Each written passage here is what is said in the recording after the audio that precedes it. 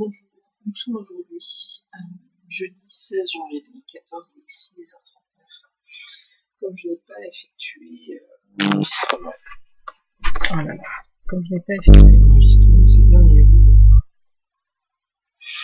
je dois lire le 23, le 24 et le 25. Théoriquement, hier, j'aurais dû lire 23, 24, 25, juste pour être a priori.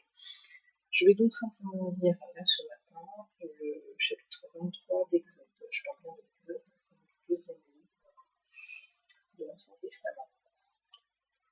Chapitre 23 donc. Tu ne reprendras point de faux bruit, tu ne te joindras point aux méchants pour faire un faux témoignage. Tu ne suivras point la multitude pour faire le mal, et tu ne déposeras point dans un procès en te mettant du côté du grand nombre pour violer la justice. Tu ne favoriseras point le pauvre dans son procès. Si tu rencontres le bœuf de ton ennemi ou son âne égaré, tu le lui ramèneras. Si tu vois l'âne de ton ennemi succombant sous sa charge et que tu hésites à le décharger, tu l'aideras à le décharger. Tu ne porteras point atteinte au droit du pauvre dans son procès.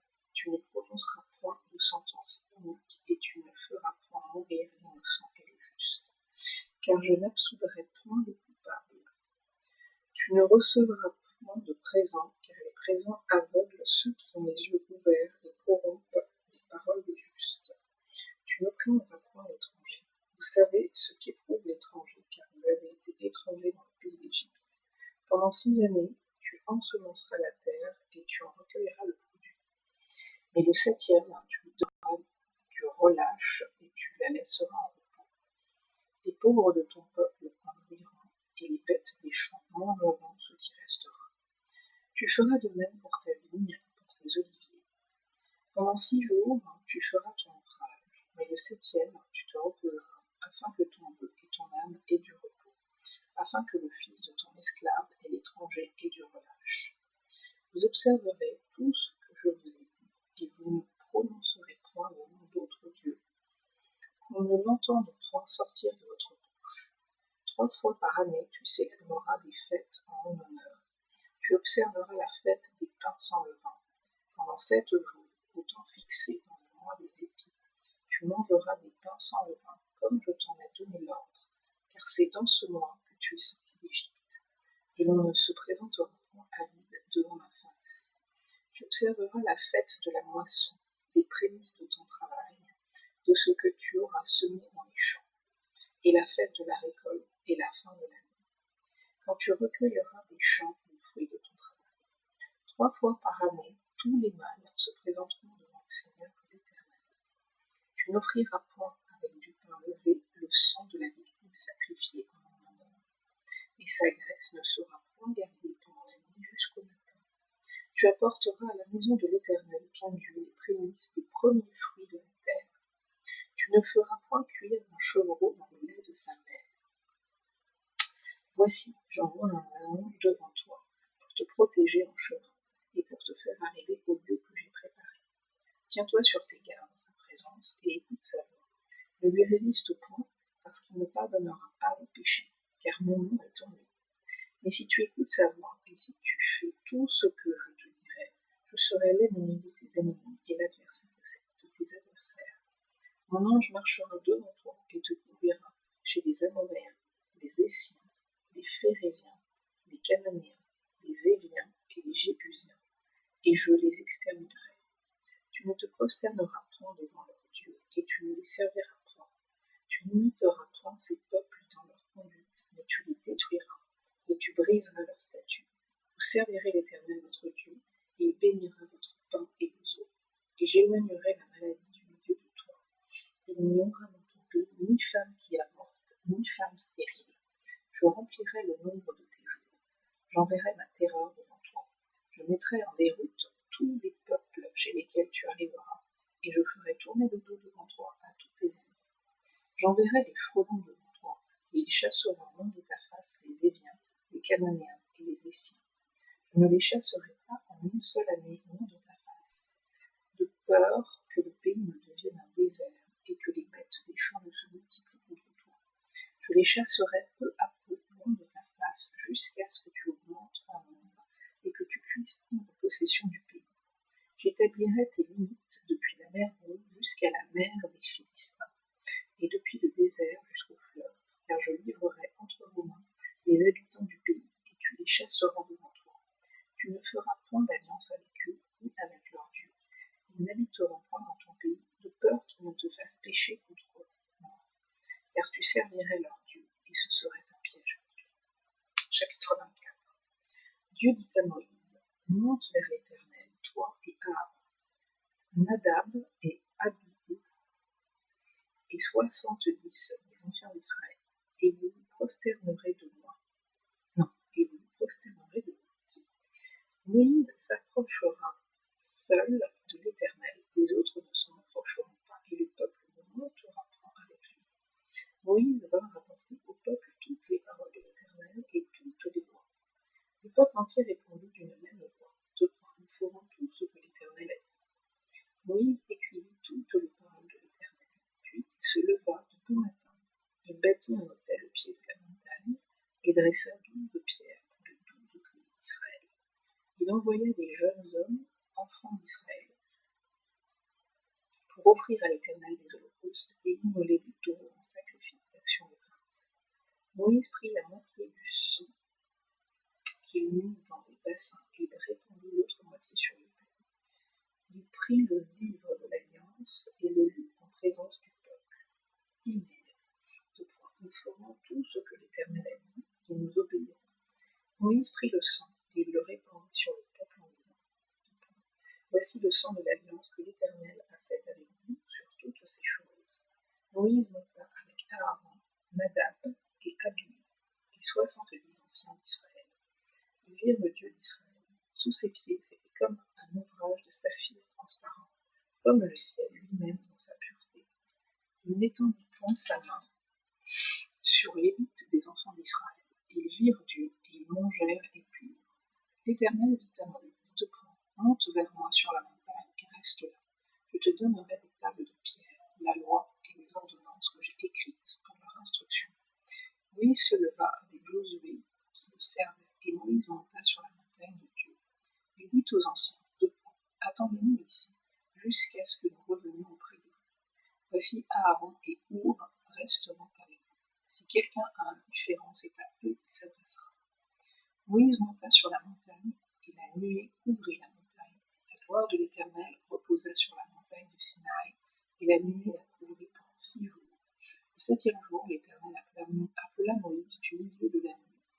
L'aspect de la gloire de l'Éternel était comme un feu dévorant sur le sommet de la montagne, aux yeux des enfants d'Israël. Moïse entra au milieu de la nuée, et il monta sur la montagne.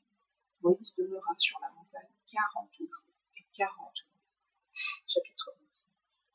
L'Éternel parla à Moïse et dit, parle aux enfants d'Israël, qu'ils m'apportent une offrande. Vous la recevrez pour moi de tout homme qui la fera de bon cœur. Vous la recevrez pour moi de tout homme qui la fera de bon cœur. Voici ce que vous recevrez d'eux en offrande, de l'or, de l'argent et de l'airain, des étoffes teintes en bleu, en pourpre, en cramoisi, du fin lin et des poils de chèvre, des peaux de bélier teintes en rouge et des peaux teintes en bleu, du bois d'acacia, de l'huile pour le chandelier, des aromates pour l'huile d'onction et pour le parfum odoriférant, des pierres d'onyx et d'autres pierres pour la garniture de l'éphod et du pectoral. Nous me ferons un sanctuaire et j'habiterai au milieu d'eux. Vous ferez le tabernacle et tous ses ustensiles d'après le modèle que je vais te montrer. Ils feront une arche de bois d'acacia. Sa longueur sera de 2 coudées et demi, sa largeur d'une coudée et demie et sa hauteur d'une coudée et demie. Tu la couvriras d'or pur, tu la couvriras en dedans et en dehors, et tu y feras une bordure d'or tout autour. Tu fondras pour elle 4 anneaux d'or, et tu les mettras à ces 4 coins, 2 anneaux d'un côté et 2 anneaux de l'autre côté. Tu feras des barres de bois d'acacia et tu les couvriras d'or. Tu passeras les barres dans les anneaux sur les côtés de l'arche, pour qu'elles servent à porter l'arche. Les barres resteront dans les anneaux de l'arche et n'en seront point retirées. Tu mettras dans l'arche le témoignage que je te donnerai. Tu feras un propitiatoire d'or pur. Sa longueur sera de 2 coudées et demie et sa largeur d'une coudée et demie. Tu feras 2 deux chérubins d'or, tu les feras d'or battu aux deux extrémités du propitiatoire. Fais un chérubin à l'une des extrémités et un chérubin à l'autre extrémité. Vous ferez les chérubins sortant du propitiatoire à ces deux extrémités. Les chérubins étendront les ailes par-dessus, couvrant de leurs ailes le propitiatoire et se faisant face l'un à l'autre. Les chérubins auront la face tournée vers le propitiatoire.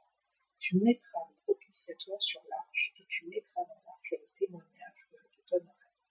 C'est là que je me rencontrerai avec toi. Du haut du propitiatoire, entre les deux chérubins placés sur l'arche du témoignage, je te donnerai tous mes ordres pour les enfants d'Israël. Tu feras une table de bois d'acacia. Sa longueur sera de 2 coudées, sa largeur d'une coudée et sa hauteur d'une coudée et demie. Tu la couvriras d'or pur et tu y feras une bordure d'or tout autour. Tu y feras alentour un rebord de 4 doigts sur lequel tu mettras une bordure d'or tout autour. Tu feras pour la table 4 anneaux d'or et tu mettras les anneaux aux 4 coins qui seront à ses 4 pieds. Les anneaux seront près du rebord et recevront les barres pour porter la table. Tu feras les barres de bois d'acacia, tu les couvriras d'or et elles serviront à porter la table. Tu feras ses plats, ses coupes, ses calices et ses tasses pour servir aux libations. Tu les feras d'or pur. Tu mettras sur la table le pain de proposition continuellement devant la face. Tu feras un chandelier d'or pur. Ce chandelier sera fait d'or battu. Son pied, sa tige, ses calices, ses pommes et ses fleurs seront d'une même pièce. 6 branches sortiront de ses côtés, 3 branches du chandelier de l'un des côtés et 3 branches du chandelier de l'autre côté. Il y aura sur une branche 3 calices en forme d'amande avec pommes et fleurs, et sur une autre branche 3 calices en forme d'amande avec pommes et fleurs. Il en sera de même pour les 6 branches sortant du chandelier. À la tige du chandelier, il y aura 4 calices en forme d'amande avec leurs pommes et leurs fleurs. Il y aura une pomme sous 2 des branches sortant de la tige du chandelier, une pomme sous 2 autres branches et une pomme sous 2 autres branches. Il en sera de même pour les 6 branches sortant du chandelier. Les pommes et les branches du chandelier seront de la même pièce. Il sera tout entier d'or battu, d'or pur. Tu feras ces 7 lampes qui seront placées dessus de manière à éclairer en face. Ces mouchettes et ces vases à cendre seront d'or pur. On emploiera un talent d'or pur pour faire le chandelier avec tous ses ustensiles. Regarde et fais d'après le modèle qui t'est montré sur la montagne. Ok, donc je vais m'arrêter là en sachant que aujourd'hui, pour être à flot théoriquement avec la dernière lecture, et j'étais, je crois, un peu en avance avec la dernière lecture, mais c'est à vérifier par rapport au début de l'année et par rapport au début de l'année. Donc, aujourd'hui, théoriquement, il faut que je lise le chapitre 26 ce soir ou demain avec trop un autre. Bonne fin de journée.